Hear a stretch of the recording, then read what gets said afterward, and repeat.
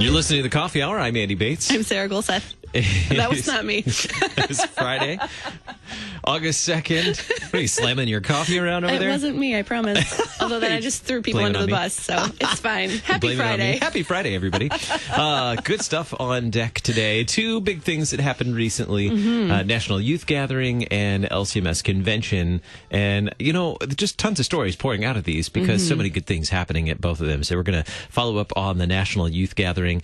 And yesterday we promised that we would talk about a servant event that happened at the LCMS Convention. I believe the first servant event to happen at the LCMS Convention. So we'll talk about that in just a moment as well. Thanks to Concordia University, Wisconsin for supporting the Coffee Hour. You can find out more about them at cuw.edu. Live uncommon.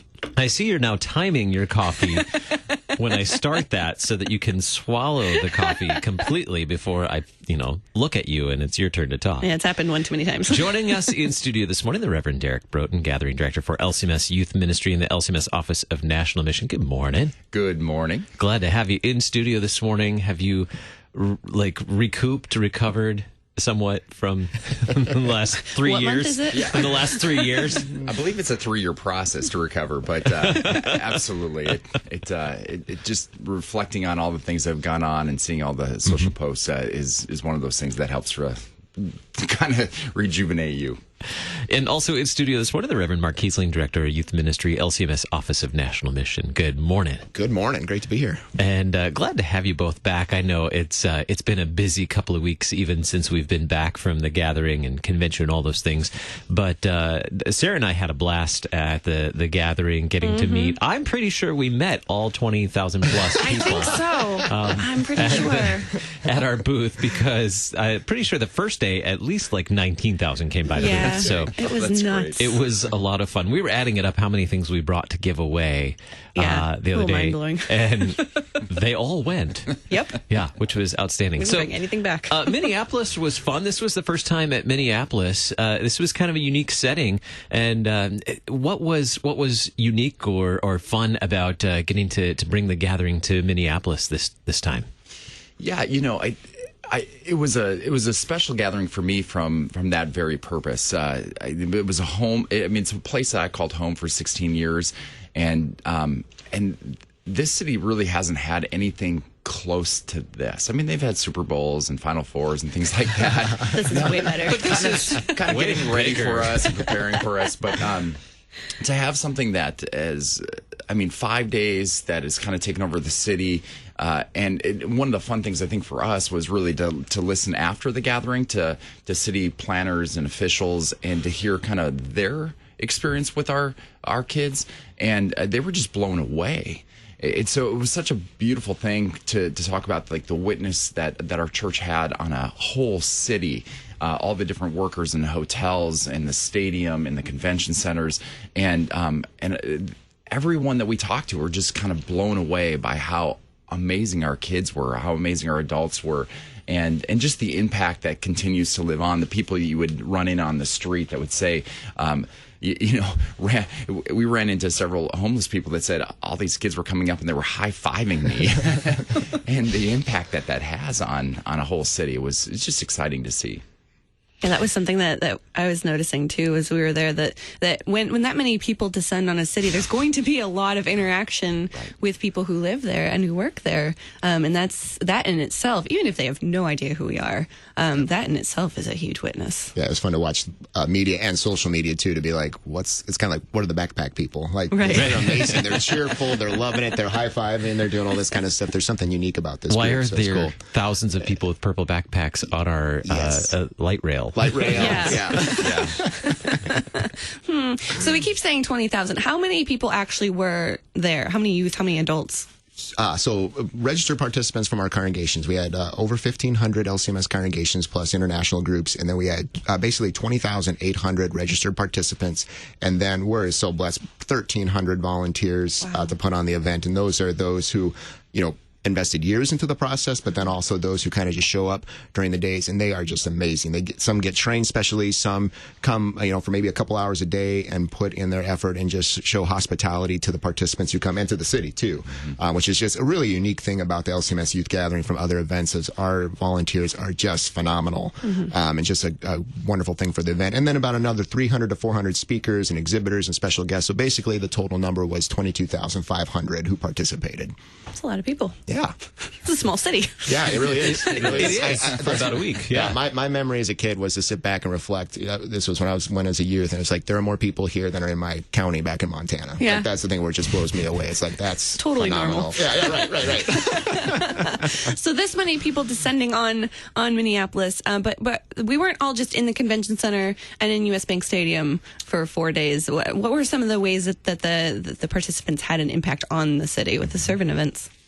Yeah, and we had 72 different locations across the different metro area, which was exciting to see, and everything from working on, in fact, they were, one big group went down to the Bloomington School District and worked with the schools down there.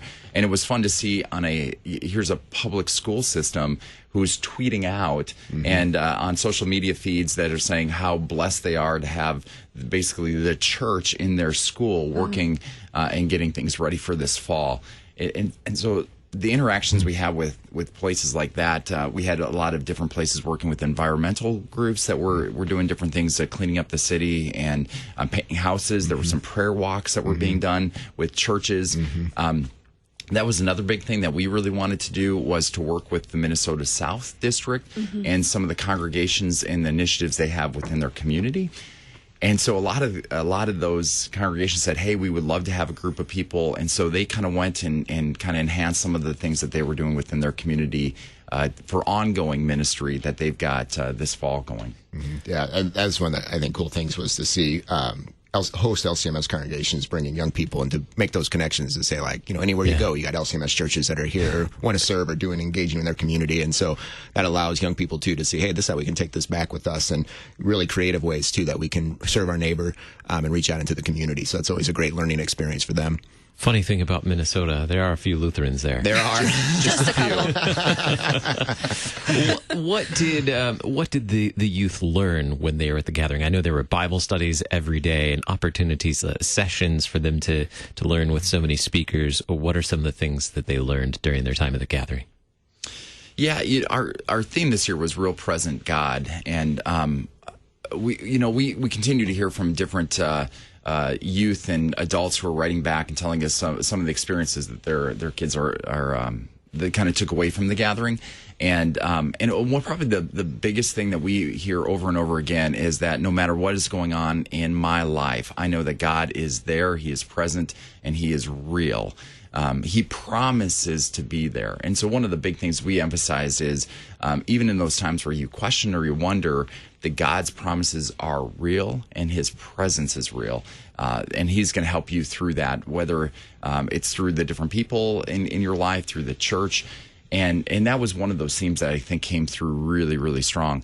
And then the other thing that we continually are amazed about is we have over 80 different sessions speakers that speak on a variety of different topics, and we're really amazed by how much our kids want to be there. They want to learn, they want to grow, they want to be challenged. And we were continually hearing from people that sessions were full and they wanted to be in there, but there was also, so they ended up going to another session that was incredible, and how the Holy Spirit used that session that they weren't planning on to speak particularly to things in their life. So it's one of those things that we love to hear, how each of those sessions impact whatever circumstance is kind of going on in their life. And that's the beautiful thing about this system, is there are 23,000 people with different circumstances going on, and they can kind of to hear or go to the things that they particularly need to hear about. There's always two things that are interesting at a gathering that kind of are juxtaposed against each other when it comes to that teaching, is that to hear young people come and say, oh, that speaker's saying the same thing that my pastor back home or my youth worker. It was kind of like a parent likes to have reinforcement of someone to tell the truth. Yeah, exactly.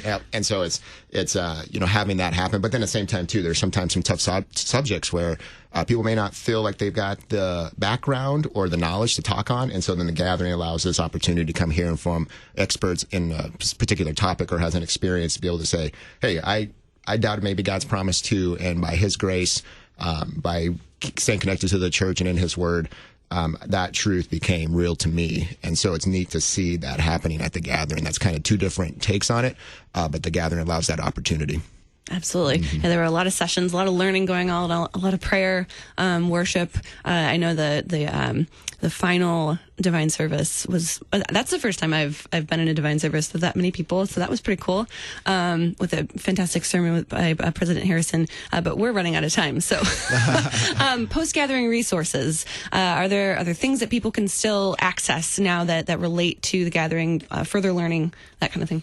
Yeah, you can go to our website, and it's loaded with different elements. In fact, one of the things we're really excited about is we wanted to, we talk about this as more than a 5-day experience. Mm-hmm. And our biggest focus is how the best ministry happens back in the congregation. So how can we use this experience to kind of have momentum back mm-hmm. home? And so we are, this week, we're releasing a full year's worth of Bible studies that people can go on, different topics that take the sessions and the different speakers that we had and continues them on for a series. So a youth leader can go and say, hey, we want to spend 5 weeks on this particular thing that takes both the theme and the different things that we did at the gathering and helps it to live on. So they can go back to our website and they can download that. On the source. Absolutely. I just clicked through them the other day, yesterday, I think that email rolled out, and looking through them, and we may use some, not just for youth in our congregation. One from Pastor Sutton, What Does It Mean to Be Lutheran, is in that lineup, and look through that. We'll just not let them know that it's from the youth e-source, that it's in the Bible study. They don't need to know that. 2022, next National Youth Gathering, where are we headed? Houston, Texas. Woo-hoo. Houston. Yeah, excited. Absolutely. Yeah. So, Texas, y'all were coming. It was great. They were there to witness the event, so it's good to give them a little taste and for them to be ready for us. So it's always fun. Always fun. Yeah, roughly 20,000 people coming to your city, Houston. Well, thank you so much, brothers, for being here this morning, and thanks for the good work. And it's time to get to work for 2022, yes, huh? Indeed, yes. Coming up in just a little bit, we're going to learn about one of the sermon events that happened at the LCMS convention. You're listening to the Coffee Hour. I'm Andy Bates. I'm Sarah Golseth.